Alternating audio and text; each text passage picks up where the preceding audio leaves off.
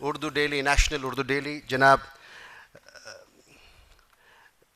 Mumtaz Alam Razvi Sahab, a young and dynamic person. He will be speaking on a topic which is very critical and which is very, very important to hear and understand, because facts and conspiracies to derail Indian community.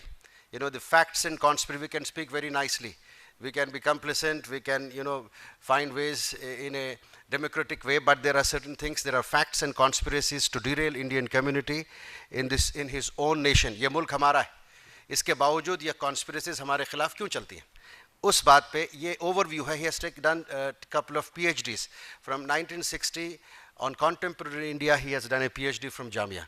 He has got the facts and he has got that vision to give us the right pulse of the nation, why the community is being targeted if it is targeted. Please, Mr. Mumtaz Alam Razvi.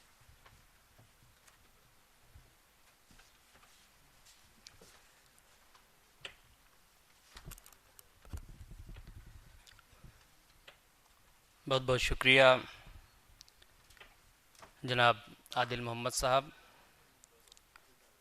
Doctor ظفر محمود صاحب, محمد ادیب صاحب, عزیز پاشا صاحب, عظمیٰ ناہید صاحبہ, پی نامدار صاحب اور پنیانی صاحب اور حاضرین مجلس.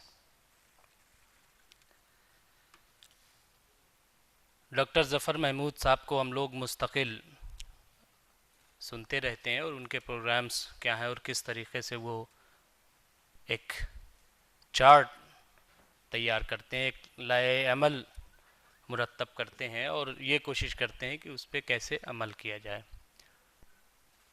انہوں نے اپنی پوری گفتگو ظاہر ہے کہ علامہ اقبال کے اشعار کو کوٹ کر کے اور قرآن مجید کا حوالہ پیش کرتے ہوئے کی, اور تقریباً تمام جو مسائل ہیں اس وقت کے وہ سمیٹ لیا, اور 20 نکات بھی آپ کے سامنے پیش کیے جو ہمارے مطالبات ہیں اور جنہیں ہمیں پیش کرنا ہے.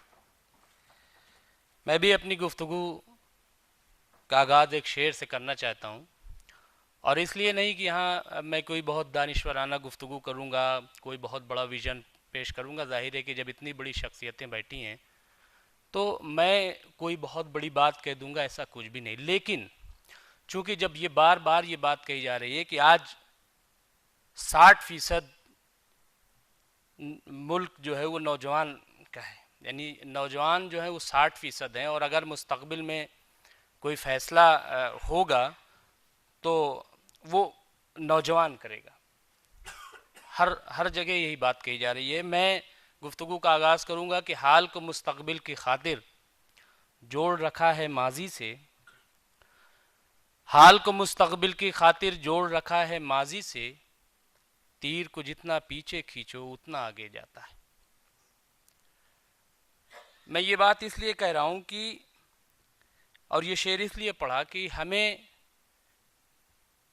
جب مستقبل پر بات کرنی ہے حال میں رہتے ہوئے تو پھر ہمیں اپنے ماضی کو یاد کرنا چاہیے,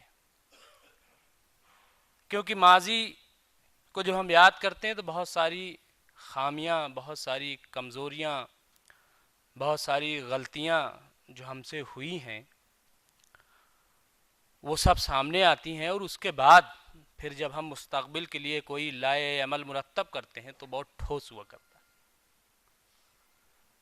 پارٹیشن کے بعد سے چونکہ ٹاپک بھی میرا وہ ہے, اور جو میں سیکیورٹی پہ خاص طور سے بات کروں گا جیسا کہ کہا گیا ہے, لیکن تھوڑی سی تمہید کے طور پر جو میں سوچتا ہوں, غور کرتا ہوں کہ پارٹیشن جب ملک تقسیم ہوا تو ایک بات جو سب کہتے ہیں وہ میں بھی محسوس کرتا ہوں کہ دراصل یہ ہندوستان کی تقسیم نہیں تھی, یہ بہت صاف طور پر مسلمانوں کی تقسیم تھی.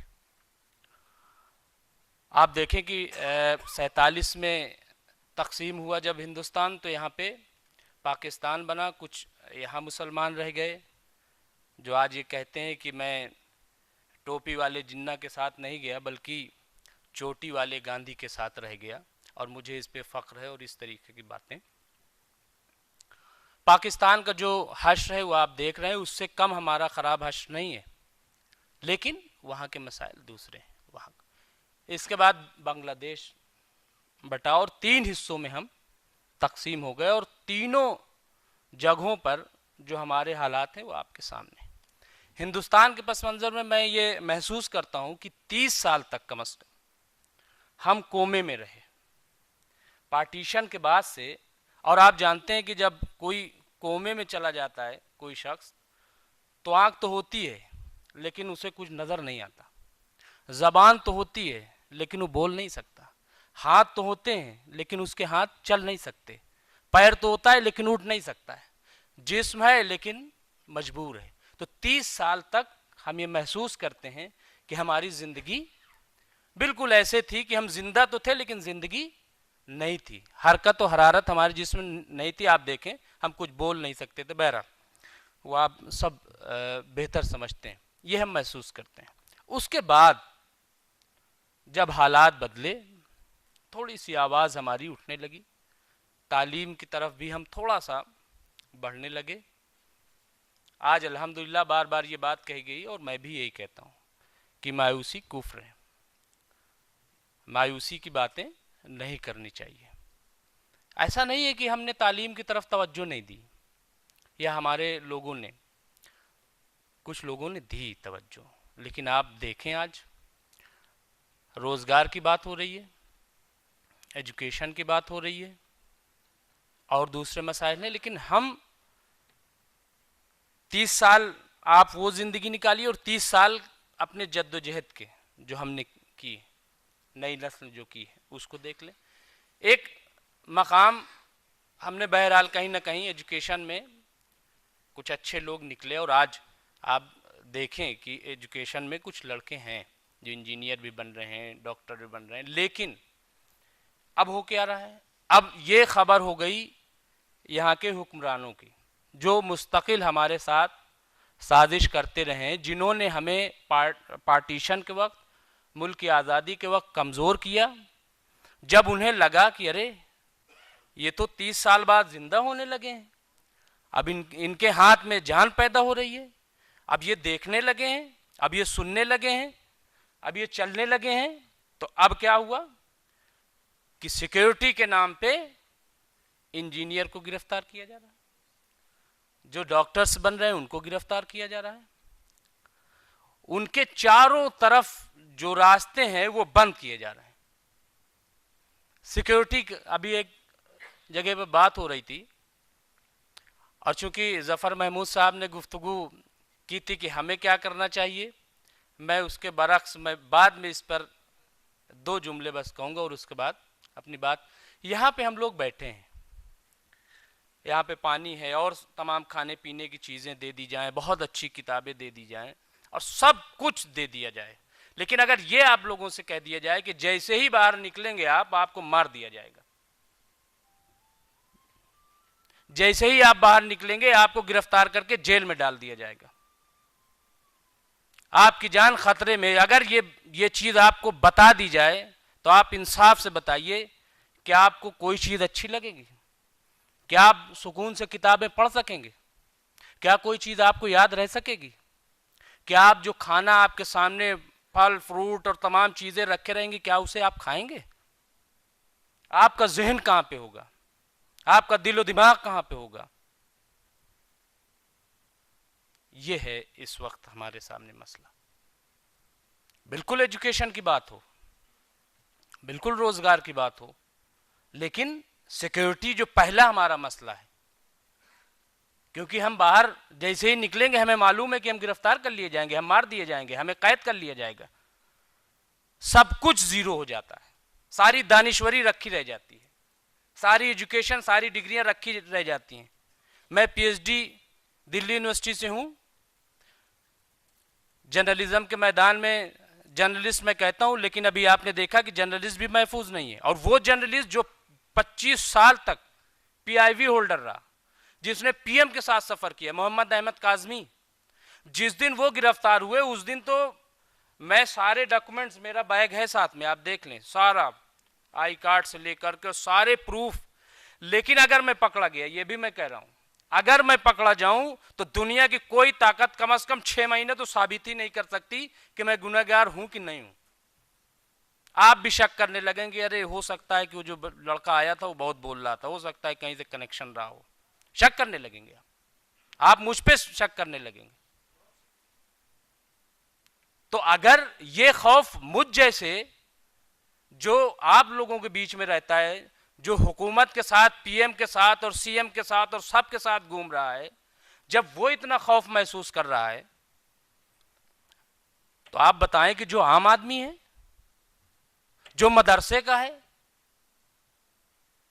جو صرف ایجوکیشن حاصل کر رہا ہے، کمپٹیشن کی تیاری کر رہا ہے، اس کی کیا حالت ہوگی؟ وہ کیا سوچ رہا ہوگا؟ اس پر غور کرنے کی ضرورت ہے. جب تک یہ خوف نہیں نکلے گا، آپ بتائیے، وہ آئی ایس کی تیاری کر رہا ہے، اب اس کے دماغ میں آیا، یا انجینئرنگ کی تیاری کر رہا ہے، اس کے دماغ میں آیا کہ 4 انجینئر تو آلریڈی بند ہیں، وہ زیادہ ٹاپر تھے. آپ دیکھیے جہاں جہاں پہ، حیدرآباد، ہم لوگوں کو بڑا اطمینان تھا کہ حیدرآباد بہت محفوظ جگہ ہے اور یہاں کے نوجوان جو ہے بہت اچھا کر رہے ہیں، بہت انجینئر، ڈاکٹرز، یہ وہ ایک مثال ہم لوگوں کے لیے. لیکن یہاں کیا ہو گیا؟ یہاں بھی وہی بلاسٹ، یہاں بھی وہی گرفتاریاں، اور کون لوگ؟ آپ سب بہتر جانتے ہیں. اب تو یہاں سے زیادہ وہاں کے لوگ خوف زدہ ہوئے کہ یہ کیا ہو گیا. تو جب یہ خوف پیدا ہو جائے گا تو آدمی کیا کرے گا؟ اچھا، اس کا نقصان اور دیکھیے کیا ہوا. آپ سرکاری نوکری کی بات کر رہے ہیں، انجینئر بن رہے ہیں، ان کو معلوم ہو گیا کہ یہ تو مسلم جو نوجوان ہے، یہ تو انجینئر بن کے اگر گورنمنٹ جاب نہیں مل رہی اس کو، تو چونکہ کمپٹیشن کا دور ہے تو یہ پرائیویٹ میں جا رہا ہے، پرائیویٹ سیکٹر میں. ابھی کوبرا پوسٹ نے ایک کئی چیزیں نکالی ہیں کہ کس طریقے سے یہ جو فیس بک اور یہ سب سوشل میڈیا کا استعمال کیا جاتا ہے، ان میں سے زیادہ تر کا فوکس یہ تھا کہ یہ اس سے پھیلایا جائے کہ یہ جو مسلم بچے ہیں یہ ٹیررسٹ میں شامل ہیں، یا جو گروپس ہیں مسلم کے وہ ان کو فنڈنگ کرتے ہیں جو ایسے کاموں میں انوالو ہیں. ابھی یہ چیزیں سامنے آئی ہیں. تو یعنی ٹارگٹ کہاں تک ہے جو آپ کا کام ہے؟ یعنی ایک طرف تو یہ کہ جو مسلم کی فیکٹریز ہیں، ان کے جو کارخانے ہیں، ان کو بلاک کیا جائے کہ یہ فنڈنگ کر رہے ہیں. مدھیہ پردیش میں ایک خاتون کو صرف اس لیے گرفتار کر لیا گیا کہ ایک سلپ ان میں نکلی کہ آپ نے سیمی کو، اور اس وقت کہ جب وہ بین نہیں تھی، آپ نے چندہ دیا تھا. اور چندہ کتنا دیا تھا؟ 500 روپے. آپ دیکھیں یہ کیا ہے، کون سا قانون ہے؟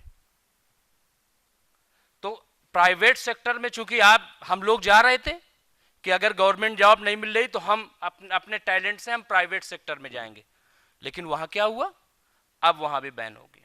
کیا ہے کہ انجینئر ہے، معلوم نہیں کہاں سے اس کا کنیکشن، ہو سکتا ہے کہ وہ سیکولر ہو، جو جس کی کمپنی ہو، لیکن اس کو خوف یہ ہے کہ گورنمنٹ ہم کو ٹارگٹ کرے گی. اب کہاں جائے نوجوان؟ کیا کرے انجینئر بن کے؟ کیا کرے ڈاکٹر بن کے؟ اس کی پریکٹس نہیں چلنے دی جا رہی. ڈاکٹر عرفان نینی جیل میں بند ہے، اس کے لیٹرز آئے، اس کے لیٹرز ہم نے پڑھے بھی ہیں اور چھاپے بھی ہیں 3-4 دن کنٹینیو. محمد عامر 14 سال بعد جب رہا ہوا تو میں خود گیا، کوئی جانے والا نہیں تھا وہاں. 6 دن انقلاب میں نے خبریں چھاپی،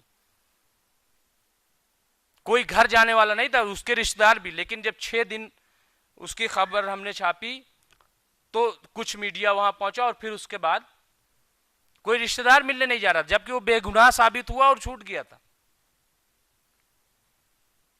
یہ حالات بنے. محمد ادیب صاحب یہاں پہ موجود ہیں، انہوں نے ایک پورا پروگرام تیار کیا کہ اس کے خلاف لڑائی لڑی جائے گی. بنارس، لکھنؤ، قنوج اور جہاں جہاں بھی ان کی کانفرنس ہوئی، میں نے کہا کہ ادیب بھائی میں بھی آپ کے ساتھ چلوں گا، اور میں چاہتا ہوں کہ اس کی خبریں تمام جائیں. پریشر بنے حکومت پر، اور پریشر بنے نہ بنے، کم از کم یہ تو اعتماد نوجوانوں میں پیدا ہو کہ ہمارے لیے کوئی بولنے والا ہے، اور بنا الحمدللہ، ایسا نہیں ہے. کم از کم یہ خوف نوجوانوں سے نکلا کہ اگر میرے ساتھ کچھ ہوگا تو کچھ لوگ اب ایسے ہیں جو بولیں گے کہ بھئی یہ غلط ہو رہا ہے. تو سیکیورٹی آپ دیکھیں، اب یو اے پی اے جس کی مخالفت ادیب بھائی نے کی اور کافی اراکین پارلیمنٹ نے کی، ان لافل ایکٹیویٹیز پروٹیکشن ایکٹ یہ جو بنایا گیا، اس کے بارے میں بار بار یہ بات کہی گئی کہ یہ تو ٹاٹا سے بھی زیادہ خطرناک ہے اور اس کا استعمال غلط ہوگا. اس میں یہاں تک کہا گیا ہے، پہلے یہ ہوتا تھا کہ وہاں پکڑے گئے، وہ آرمز پکڑے گئے اور وہ کیا نکلا، ایکسپلوزیو نکلا، اور یہ تمام چیزیں دکھا دی جاتی تھیں. اس میں کیا ہے، اور یہ میرا نہیں، یہ ادیب بھائی کا جملہ ہے، کہ اگر ایک نقلی نوٹ 500 کا نکل آئے گا تب بھی 2 سال کی جیل ہوگی. 5 سال کی ایک نقلی نوٹ. آپ بتائیے کہ کتنا وقت لگے گا ایک نقلی نوٹ کسی کے پاس رکھنے میں؟ آپ زندگی بھر ثابت کرتے رہیے کہ نقلی نوٹ میرا نہیں، کیا ہوگا؟ تو ایسے جو قانون بن رہے ہیں تو کم از کم ان کے بارے میں جاننا ضروری ہے. یہ جو قانون بن رہا ہے یہ کیا ہے، اس سے کیسے مقابلہ کیا جائے گا، اور نوجوانوں کو کیسے بتایا جائے کہ ہم جیسے نوجوانوں کو آپ لوگ بتائیں، ریسرچ کر کے اس پہ جا کر کے ڈیپ میں جو قانون جانتے ہیں کہ یہ کتنا خطرناک ہے اور اس سے بچنے کے لیے اس کے خلاف کیسے آواز اٹھائی جائے. لیکن ہوا کیا، یو اے پی اے بن گیا قانون.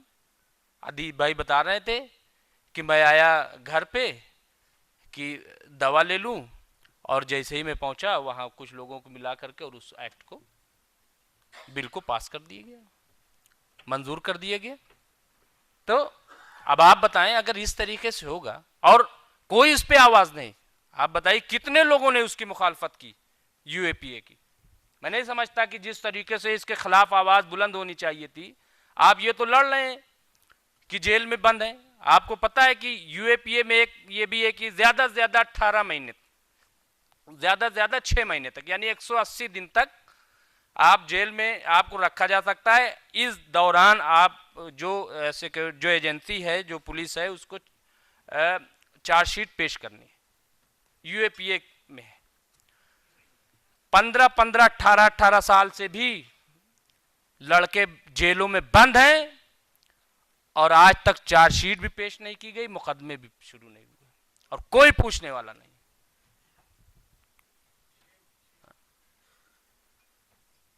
اگر اس میں دہشت گردی اور تمام معاملات میں اگر 16,000 کے قریب لوگ بند ہیں، جن میں سے 14,500 جو ہے وہ مسلم ہیں.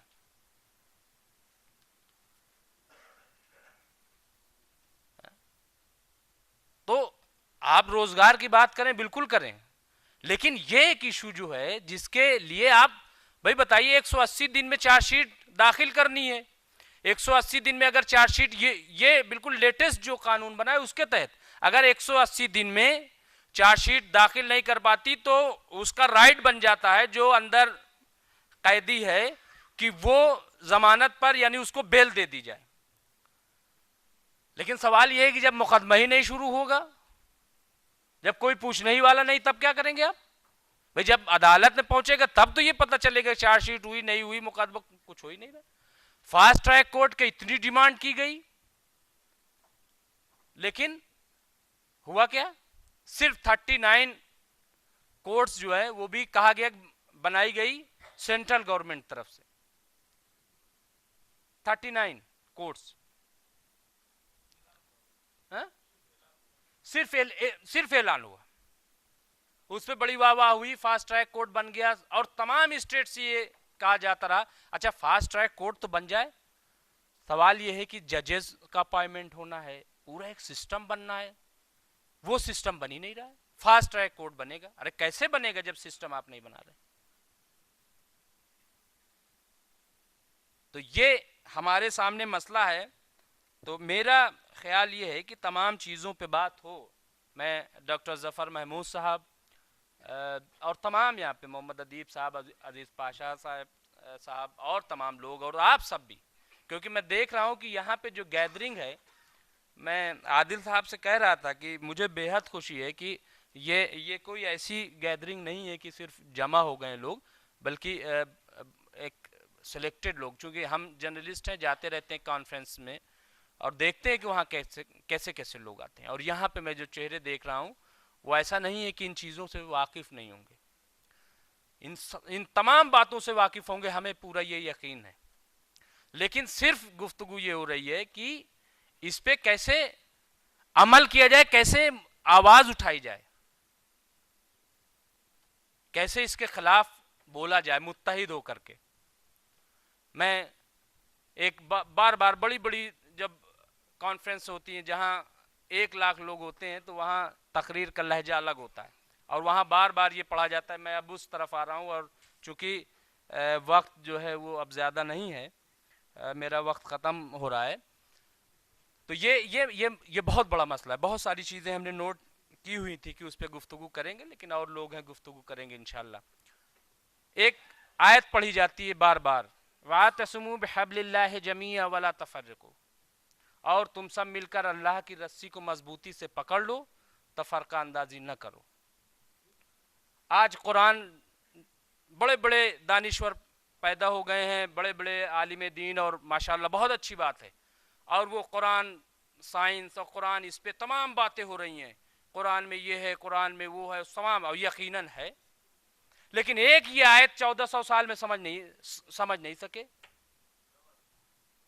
بھئی آپ سائنس کی بات کریں، چاند کی بات کریں، چاند پہ لوگ چلے گئے، آپ بھی کہہ رہے ہیں قرآن میں ذکر ہے، زمین کے اندر لوگ چلے گئے، آپ کہہ رہے ہیں قرآن میں ذکر ہے، یہ سب بات ہے۔ وَاعْتَصِمُوا بِحَبْلِ اللَّهِ جَمِيعًا وَلَا تَفَرَّقُوا، اور تم سب اللہ کی رسی کو مضبوطی سے پکڑ لو، تفرقہ اندازی نہ کرو۔ رسی نہیں سمجھ سکے کیا ہے؟ بھئی کیوں نہیں سمجھ سکے؟ کیوں اتحاد نہیں قائم ہوا؟ پوری دنیا میں پیٹ رہے ہو، دہشت گردی کے نام پہ مارے جا رہے ہو، بدنام کیے جا رہے ہو، آپ کی تصویر بگاڑی جا رہی، لیکن آپ اس آیت پہ گفتگو نہیں کر رہے۔ تو سوال یہ ہے کہ یہ کیوں؟ میں تو کیرلا میں ایک ایسا ہوا تو وہاں مجمع تھا کافی، تو میں نے کہا، اور یہاں بھی میں دہرانا چاہتا ہوں کہ ایسا لگتا ہے کہ ہم نے اللہ کی رسی نہیں بلکہ سانپ کو پکڑ رکھا ہے، اور سمجھتے یہ ہیں کہ اللہ کی رسی۔ تو اللہ کی رسی کو سمجھیں، اور میرا اپنا کہنا یہ ہے کہ اطاعت، علم اور عمل، یہ ہے اللہ کی رسی، اور اس کو ہمیں پکڑنا چاہیے، اور اس کے پس منظر بہت ساری گفتگو ہو سکتی ہیں، وہ کردار بھی تلاش کیے جا سکتے ہیں، اور وہ عبادت گزار بھی تلاش کیے جا سکتے ہیں، اور جو عمل والے لوگ ہیں ان کی بھی تلاش ہو سکتی ہے۔ تو اور دوسری آیت، یا ایھا الذین آمنوا اتقوا اللہ وکونوا مع الصادقین، اے ایمان والو اللہ سے ڈرو اور سچوں کے ساتھ ہو جاؤ۔ بتائیے، یہ دوسری آیت، یا ایھا الذین آمنوا اتقوا اللہ وکونوا مع الصادقین، اے ایمان والو اللہ سے ڈرو اور سچوں کے ساتھ ہو جاؤ۔ اب بتائیے یہاں ہم لوگ کیا کر رہے ہیں؟ کتنے لوگ ہیں جو ایسا سوچتے ہیں کہ اللہ کا خوف بھی ہو اور وہ سچوں کے ساتھ رہیں؟ کون لوگ سچوں کے ساتھ جاتے ہیں؟ جیسے ہی کوئی کچھ کرنا چاہتا ہے وہ شک کرنے لگتے ہیں، اور شک کرنا جو ہے وہ سب سے بڑی کمزوری۔ لیکن ہم کسی پہ اعتماد نہیں کر رہے، ہم کہہ رہے ہیں لیڈرشپ، کوئی لیڈر بڑا پیدا نہیں ہو۔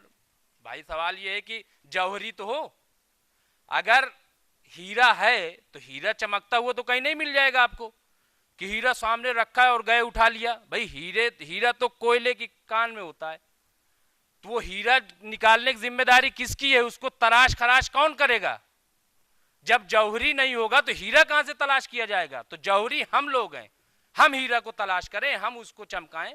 ہم نے یہ کام کیا نہیں کیا؟ کوئی چمکتا ہوا ڈاکٹر ظفر محمود نے کام کیا تو اب شروع ہو گئے لوگ کہ وہ تو صاحب یہ کر رہے ہیں، اور زکوٰۃ میں یہ ہو رہا ہے، اس میں یہ ہو رہا ہے۔ کام کیا ہو رہا ہے اس پہ نظر نہیں ہے، ظفر محمود کا کیا ہو رہا ہے اس پہ سب کی نظر۔ تو کیا ہے؟ اتحاد کی کمی ہے۔ کیا ہے کہ اللہ سے خوف نہیں ہے، اور اللہ کیا کہہ رہا ہے؟ اے ایمان والو۔ تو اگر آپ کے اندر خوف نہیں ہے اور آپ سچوں کے ساتھ نہیں ہیں تو یہ بالکل سمجھ لیجئے کہ اللہ آپ سے مخاطب نہیں ہے، اللہ ایمان والوں سے مخاطب ہے۔ تو اس لیے اگر آپ صاحب ایمان ہیں، اور جو لوگ صاحب ایمان ہیں، وہ اپنے دل میں اللہ کا خوف پیدا کریں، اس کی بزرگی اور برتری پیدا کریں، اور اس کے بعد سچوں کی تلاش کریں. دیکھیے کیسے ہو جاتا ہے. آخری بات بس میں کہوں گا کہ آج پوری دنیا میں دیکھیں کہ اسلام کو اور اس کو مسلمان کو بدنام کیا جا رہا ہے. آخری بات بس، اور بہت بڑی بڑی باتیں ہوئیں. حضرت علی کا ایک قول ہے